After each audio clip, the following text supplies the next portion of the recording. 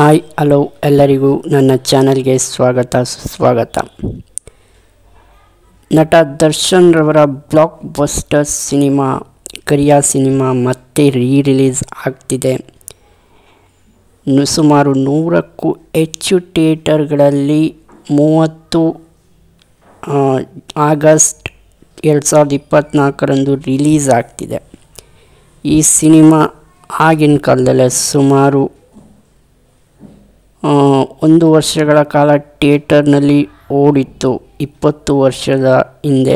ಈಗಲೂ ಕೂಡ ಈ ಸಿನಿಮಾಗೆ ಅದೇ ಕ್ರೇಜ್ ಇದೆ. ನಟ ದರ್ಶನ್ ರವರು ಜೈಲಿನಲ್ಲಿ ಇರುವುದರಿಂದ ಅವರ ಹೊಸ ಸಿನಿಮಾಗಳು ಸದ್ಯಕ್ಕಂತೂ ರಿಲೀಸ್ ಆಗಲ್ಲ. ಶೂಟಿಂಗು ಕೂಡ ಮಾಡೋಕ್ಕಾಗದೇ ಇರೋದ್ರಿಂದ ಹಳೆಯ ಸಿನಿಮಾಗಳನ್ನ ರಿಲೀಸ್ ಮಾಡ್ತಾ ಇದ್ದಾರೆ. ಅವರ ಫ್ಯಾನ್ಸ್ಗಳು ಖಂಡಿತ ನೋಡ್ತಾರೆ ಅನ್ನೋ ನಂಬಿಕೆ ಅಂತೂ ಇಟ್ಟಿದ್ದಾರೆ ಡಿಸ್ಟ್ರಿಬ್ಯೂಟರ್ಸ್. ಆ್ಯಂಡ್ ಈ ಹಿಂದೆ ಶಾಸ್ತ್ರಿ ಕೂಡ ರಿಲೀಸ್ ಆಗಿ ಹಿಟ್ಟಾಗಿತ್ತು. ಮತ್ತೆ ರಿಲೀಸ್ ಆಗಿ ಜನ ಎಲ್ಲ ಮತ್ತೆ ರಿಲೀಸ್ನಲ್ಲೂ ಹಿಟ್ನ ಮಾಡಿಸಿದ್ರು.